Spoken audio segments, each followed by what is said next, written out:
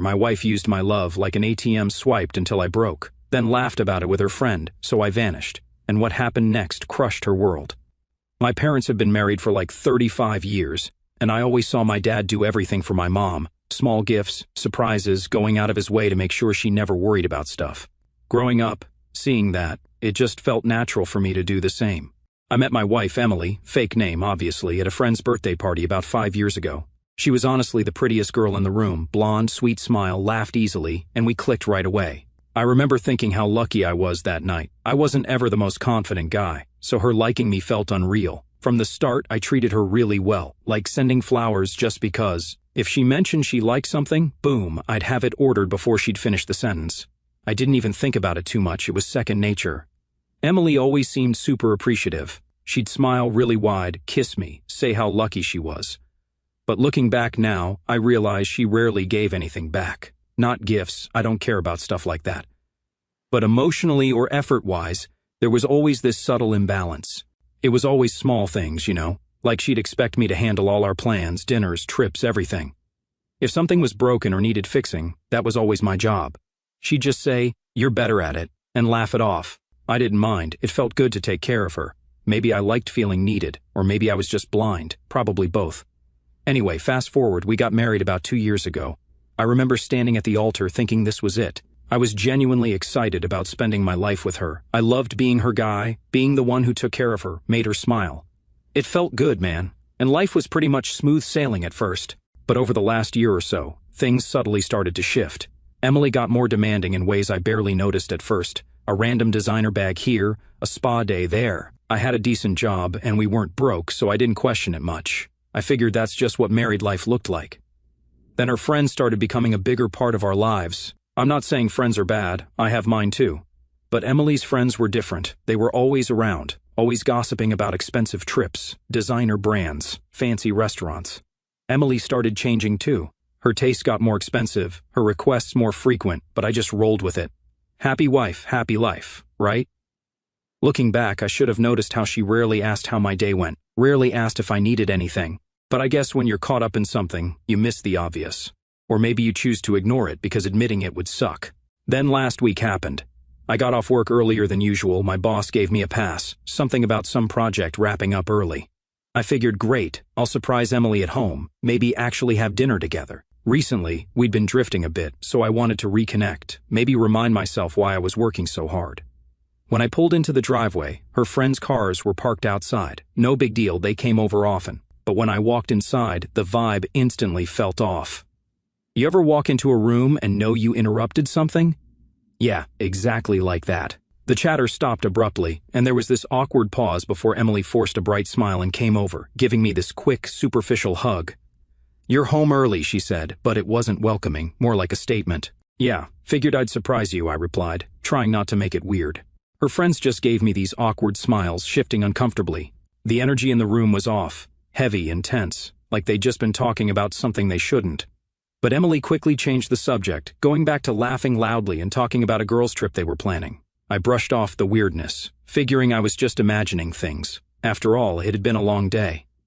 Later that night, Emily was already in bed, and I was scrolling aimlessly on my phone trying to relax. A message popped up from Rachel, one of Emily's friends who'd been there earlier. Rachel was someone I never talked to directly, friendly but distant, so seeing her name was odd. I opened the message. It was just a single voice recording, nothing else. That made my stomach twist weirdly, but I tapped play anyway. The moment Emily's voice came through, I knew it was bad. She sounded different, arrogant, mocking, mean even. "Seriously, he's like my personal doormat," she laughed casually.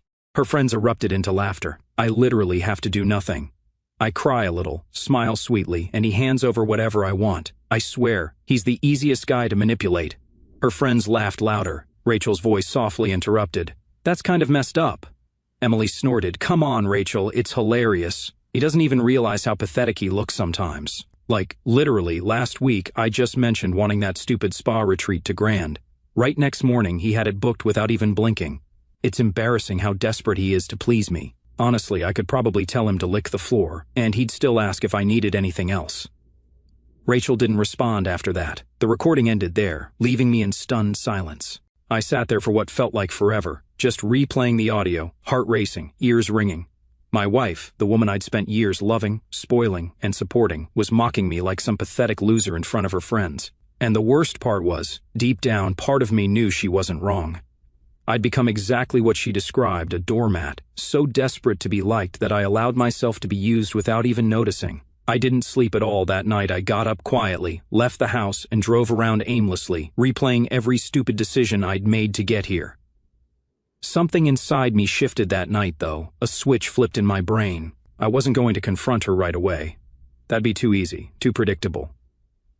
No, Emily deserved something much worse. She deserved to experience exactly what she'd put me through, piece by humiliating piece. After driving around all night, thinking about it, I got home just before dawn. Emily was still asleep, obviously. She had no idea I'd even left. I didn't sleep at all, though. Instead, I sat at our kitchen table with a cup of coffee, going over every moment of our marriage in my head. The more I thought, the angrier I got, not just at Emily, but mostly at myself. How did I let things get this far? How had I been so blind? By the time she woke up, I'd already decided how I was going to handle this. No fights, no screaming matches, none of that emotional stuff she expected. She'd seen that from me before, me getting upset, feeling guilty, trying even harder to please her. Not this time. Now I was just calm, cold even, and something in me liked it. Emily shuffled into the kitchen, yawning, trying to look cute like always. Normally I'd smile, ask her how she slept, offer breakfast. Instead, I just glanced at her and looked away, sipping my coffee without saying anything. She hesitated, clearly thrown off. "Morning," she said, sounding unsure. I didn't reply right away. I let the silence sit for a few seconds, then looked up, making direct eye contact. "Morning," I finally said flatly. Then, without another word, I got up, grabbed my keys, and walked past her toward the door. She was confused. "Wait, you're leaving already? Where are you going?" "Out," I said simply. "Got stuff to handle." "Stuff?" she asked, frowning now, clearly annoyed by my sudden attitude. "What stuff?" I paused at the door, turning to face her. "My stuff," I said calmly. "I'll be back when I'm back." Then, I walked out without another glance. It felt incredible, like for the first time in our relationship, I was finally in charge. Emily had zero clue how to handle that. Over the next few days, I kept up that vibe. I didn't confront her or bring up the recording, didn't even hint that I knew. Instead, I just started pulling back. Small things at first. No random gifts, no dinner dates, no spontaneous trips. If Emily wanted something, she'd have to ask outright, and even then, I'd say no half the time. She was thrown off balance, confused, clearly trying to figure out what was happening. I started thinking back clearly to all the times I'd given in when I shouldn't have. Late-night food runs when she suddenly craved sushi, canceling plans with my friends because she needed me home, or shelling out hundreds on random things she said would make her happy, only to see them tossed aside after a couple weeks. The more I replayed it in my head, the angrier I got, mostly at myself. I realized how much I'd bent over backward just hoping for a little appreciation or validation from someone who never intended to give it. Every memory of her indifference just made my determination stronger, no more. The good guy version of me, she tried her usual tricks, fake sweetness, sad puppy dog eyes, but they bounced right off. One night she even attempted tears, saying she needed some ridiculous designer dress because all the girls have one. Normally I'd cave instantly. This time I barely glanced up from my laptop. "No," I said flatly. "What?" she snapped, clearly shocked. "Then ask them to buy you one," I cut her off calmly, not even looking up. She stood there, stunned, then stormed off, probably texting her friends about how awful I was suddenly being. Meanwhile, behind the scenes, I started preparing. I opened new bank accounts she didn't know about, changed passwords on everything important, and even got a separate phone line. I wasn't taking chances. Each step made me feel stronger. I liked this new me. I also quietly met with a divorce lawyer, one recommended by a buddy who'd been through something similar. The lawyer was ruthless, exactly the kind of person I needed. When I laid everything out, Emily's spending, the recorded conversation, all the financial details, he laughed, shaking his head. "Trust me," he said. "She's going to regret every word she said." Back at home, Emily grew increasingly nervous. She tried confronting me several times about my sudden change. Each time, I'd just stare back at her, completely emotionless, and ask if there was a problem. She'd lose her nerve immediately, mumbling something about me acting weird, then retreating. She was obviously scared, probably worried I'd finally figured her out. Her friends must have sensed something too, because suddenly Emily was hosting them at our house less often.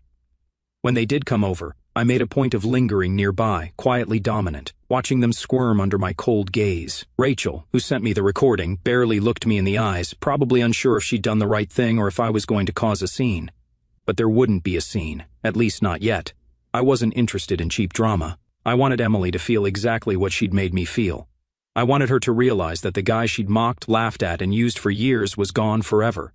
About 2 weeks after the recording, I started hearing whispers, Emily's friends quietly distancing themselves from her. They sensed the power shift. Without my money or willingness to pay for their ridiculous lifestyle, Emily wasn't useful anymore. Watching her lose control of the narrative, seeing her realize that her influence was slipping, felt unbelievably satisfying. One night, Emily confronted me directly, clearly desperate. "Are you planning to leave me?" she asked bluntly, her voice shaking slightly. I paused, looking directly into her eyes, and smiled faintly. "Why, Emily? Would you deserve something like that?" She seemed unsure how to respond, her eyes wide, scared. I'd never spoken to her like that before. She was used to sweetness, weakness, not this calm, unshakable confidence. But she didn't deserve that good version of me. She wanted to get slapped in the face to take things seriously. The more dominant and controlled I became, the weaker she looked. It was like a mask had fallen off her face, revealing how fragile and insecure she truly was beneath all her arrogance. That realization made my decision even easier. The next step was choosing exactly when and how to deliver the final blow, the one that would shatter her carefully built facade forever. I wanted witnesses. I wanted everyone who'd ever laughed with her to see her real face exposed. After that little confrontation with Emily, things at home got seriously weird. She started acting different, almost panicky. It's funny how when someone loses control over you, they suddenly realize just how fragile their hold was in the first place. She started randomly calling me at work during the day, trying to be extra sweet and checking in on me. Just wanted to say hi, she'd text with little heart emojis. I didn't respond to most of it. At first I was surprised by how fast she flipped from arrogant manipulation to desperate insecurity, but looking back it made sense. Her entire identity had become wrapped up in her ability to control me, to make me do whatever she wanted. Now, without that power, she was spiraling. One night she tried a new tactic. She actually cooked dinner. For context, Emily never cooked, like ever. It was always takeout or me handling the meals. I came home from work to find her setting the table, looking nervous and hopeful. "I made your favorite," she announced proudly, trying for that sweet voice that used to melt me. Steak, potatoes, all of it neatly plated. It actually looked good, not going to lie. I paused, letting silence fill the room as I took off my coat and tossed my keys on the counter. Finally, I met her eyes, completely emotionless. "Thanks, but I already ate," I lied casually. Her face dropped, genuinely hurt. "Oh," she said softly, looking down. "Well, maybe tomorrow?"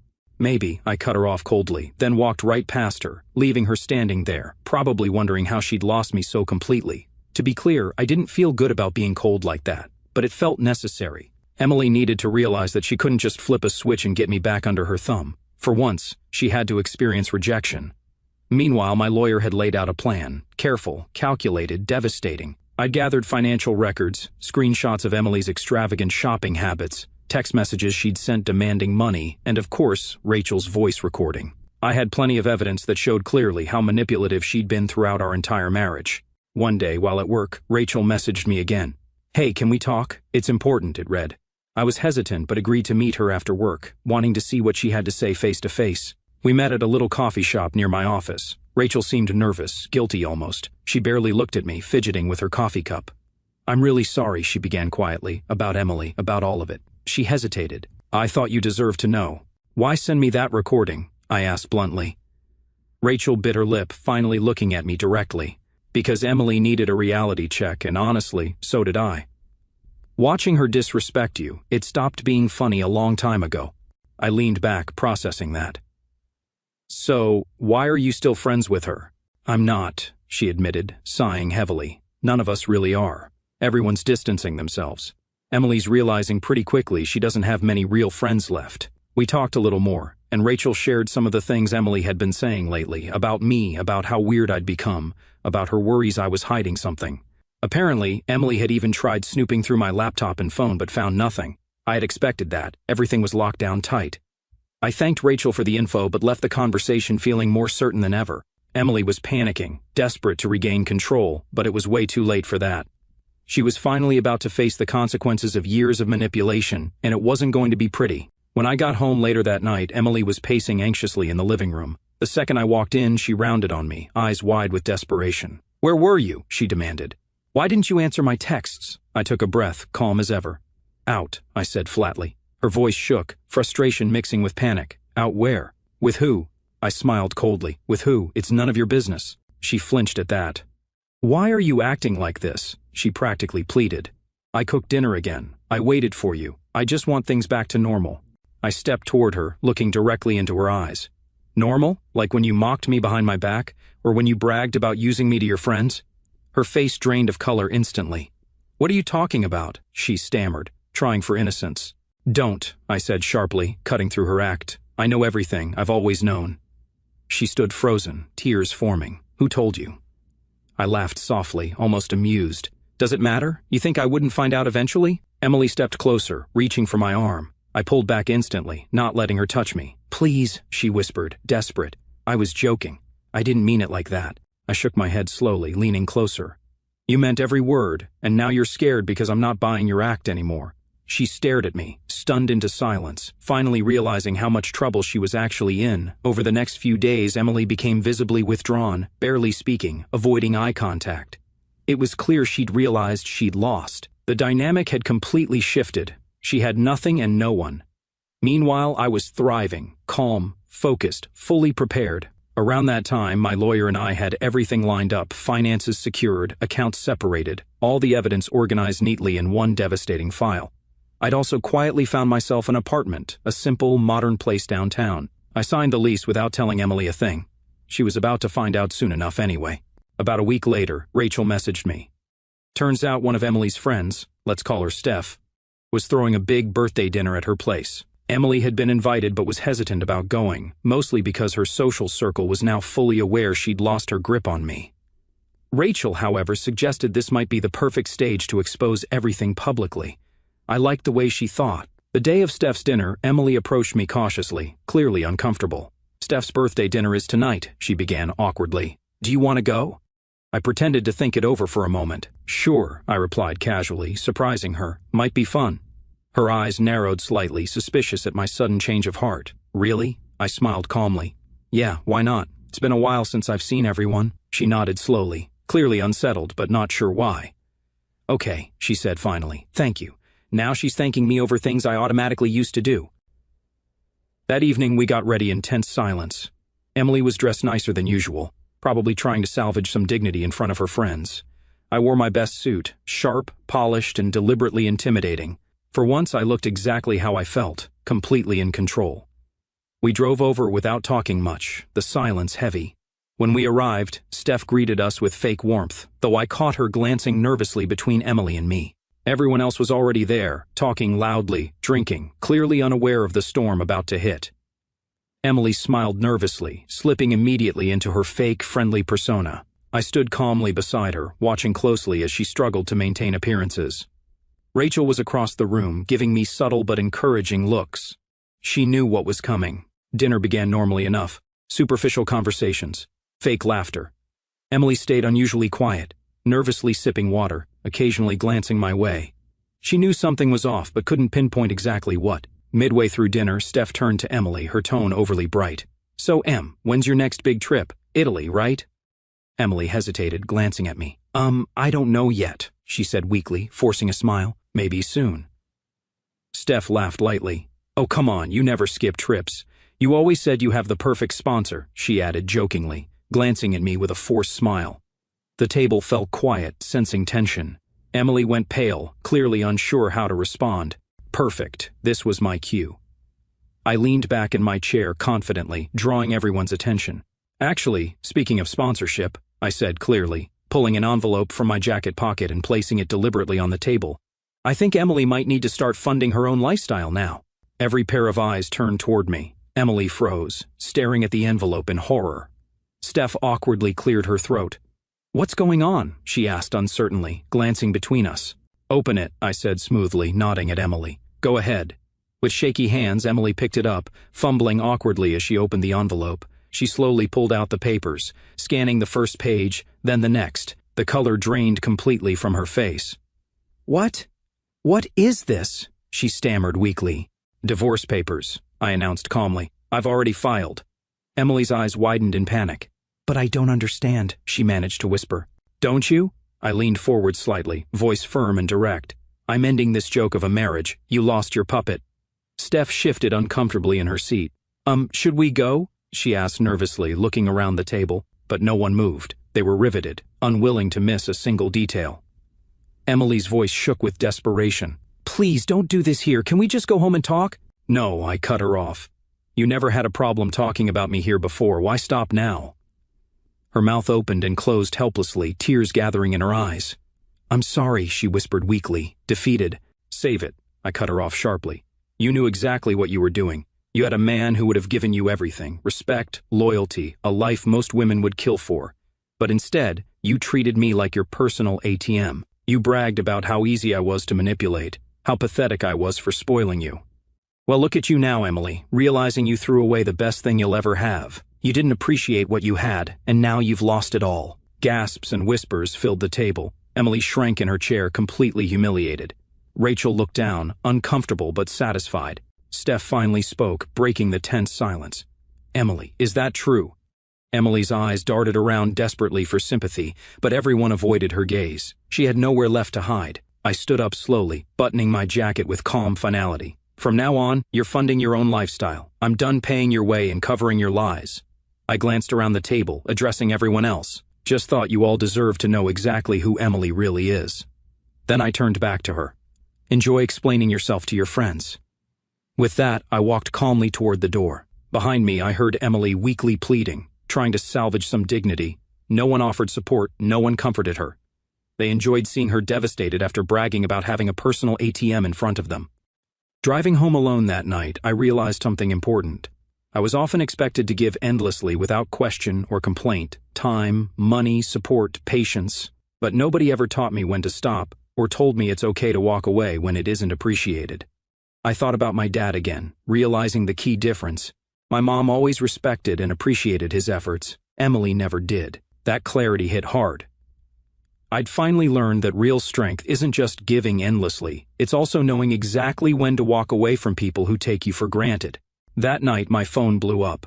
Emily called maybe 20 times, frantic voicemails, texts, begging me to come back, apologizing, trying every trick she could think of. She started off angry, then quickly shifted to sadness, pleading, desperation. It was kind of pathetic, actually. I listened to each message without responding. She'd lost the right to any kind of sympathy from me. I also got a message from Steph. At first, I thought she was checking in on the drama, but no, she straight up asked if I'd be down to grab dinner sometime, just us. Honestly, I laughed out loud. The audacity, man. Steph had sat right there, laughing alongside Emily for years, and now she suddenly thought she had a shot. I sent back a single laughing emoji, deleted her number, and blocked her. It felt great knowing I wasn't just done with Emily, but with anyone like her.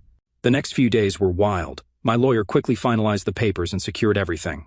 We changed locks on the house, closed joint accounts, cut off credit cards, all the steps we'd carefully planned. I moved into a small temporary apartment I'd rented weeks earlier. Meanwhile, the fallout from the dinner exploded spectacularly. Emily's so-called friends wasted zero time gossiping about her humiliation. Screenshots from group chats quickly spread.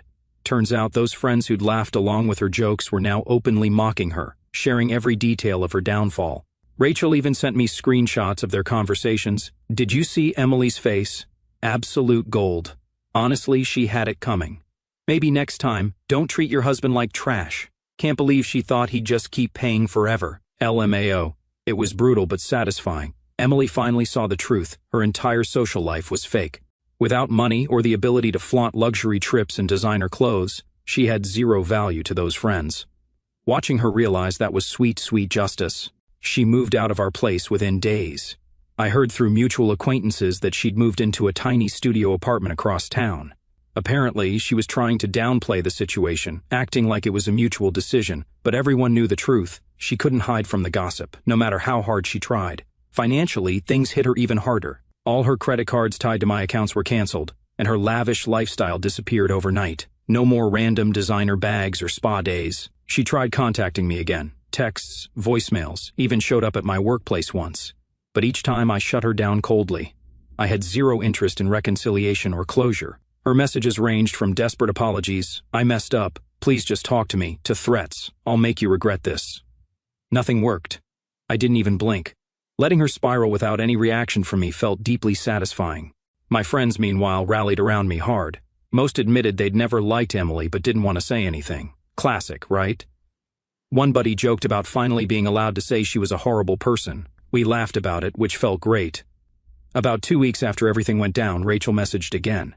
She mentioned Emily had practically vanished from their group, no longer invited anywhere, ignored completely. She burned every bridge, Rachel texted. She's finally seeing the reality she created for herself. Apparently, Emily had become completely isolated. Her reputation was shot. People now saw her clearly, a manipulative, shallow person who got exactly what she deserved. Normally, I'm not big on celebrating someone's misery, but honestly, it felt like real justice. My family was supportive too, especially my mom. When I finally told her everything, she hugged me and said quietly, "You deserve so much better than that, honey. I'm glad you finally realized it." That hit me hard, but in a good way. I'd forgotten what genuine support felt like. Things stabilized financially quickly. Without Emily's ridiculous spending, my accounts grew steadily. For once, I didn't stress about surprise expenses or her extravagant demands. Instead, I started planning trips I'd always wanted to take, doing things purely because I wanted to. A few months after everything blew up, Emily pretty much disappeared from my life completely, except for the occasional vague update from mutual friends. Apparently, she had burned through the little savings she had left, was working some retail job, and kept a low profile, probably hoping the gossip about her spectacular fall from grace would blow over eventually. I barely thought about her honestly. I was way too busy actually enjoying my life for once. Then, one random afternoon, everything changed again. I'd stopped at a local cafe near my office, just grabbing coffee and catching up on some emails. It was quiet, relaxing, exactly the kind of thing Emily would have hated for being boring. Then, out of nowhere, I heard a familiar voice behind me.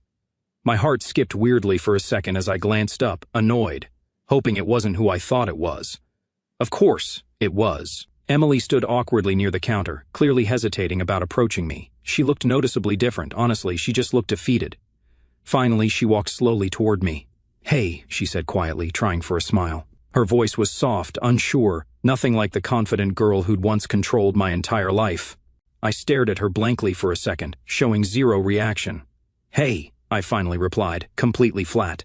I didn't invite her to sit down, didn't smile. She needed to know instantly I wasn't interested in whatever game she thought she could play. Emily shifted uncomfortably. "Can we talk?" she asked softly, nervously glancing around. "We're talking now," I said calmly. "What do you want?" She flinched slightly, clearly hurt by my bluntness, but I didn't care. She took a deep breath as if gathering courage. I wanted to apologize for everything. I didn't react, just waited silently, letting her words hang in the air awkwardly. She continued, "I was horrible to you. I took you for granted, treated you badly. I realize that now. Losing you, it made me see how messed up I was." I stared at her silently, letting the discomfort stretch. She squirmed under my cold gaze, clearly unused to this version of me. "I was hoping," she hesitated, voice small, eyes hopeful. "Maybe we could start over? Just as friends or something? I miss having you around." I actually laughed. "Friends?" I echoed, shaking my head, slightly amused. "We were never friends, Emily. We were barely even married. You used me. That's all there ever was." Her eyes filled with tears instantly, hurt and embarrassed. "Please, just give me another chance. I've changed." I leaned forward. "Have you, though? Or is it just because you need someone to pay your bills again? Your friends dumped you, your lifestyle's gone, and suddenly you want me back. Convenient timing." She looked away, face burning red with humiliation. She didn't even deny it, which told me everything I needed to know. "You know," I continued coolly, "you were right about one thing. I was pathetic. Pathetic for ever tolerating your manipulation, pathetic for being good to you, which you didn't deserve. But you did me a favor, Emily. You woke me up." She stared at me silently, tears running down her face. I didn't feel even a hint of guilt or pity. She deserved every bit of this moment. "You don't miss me," I went on calmly. "You miss having control. But that guy you think you manipulated, mocked, he's gone for good." She opened her mouth, clearly desperate to salvage something, but I cut her off immediately. "There's nothing left to say. Move on. I have." Without waiting for a response, I stood up, grabbing my coffee calmly. She stared up at me helplessly, completely defeated. I paused for just a second, looking down at her calmly. "Oh, and don't ever approach me again. We're done." Then, I walked away, leaving her sitting there alone, humiliated, finally understanding the reality she'd created. I didn't look back, didn't hesitate, because I knew exactly who I was now, stronger, confident, completely free. After that day, Emily never reached out again. I didn't hear about her, didn't ask, didn't care. I was finally free, fully at peace with the entire situation. The life I'd built was completely mine now, one that no one could take from me again. A few months later, I started dating again. Nothing serious at first, just getting back out there. Eventually, I met someone genuinely different, a woman who noticed the small things, thanked me for simple gestures, and made me feel valued without expecting expensive gifts or grand gestures. One evening, I gave her something I'd made myself, a small wooden carving, nothing fancy, just something personal. She lit up with genuine excitement, smiling like I'd given her the world. Seeing that excitement over something so small made me realize exactly how unbalanced things had been with Emily. It finally clicked that a relationship should never be about one person endlessly giving while the other just takes. It was never about keeping score, but about feeling valued and respected. And this girl, without even knowing it, reminded me what real appreciation felt like.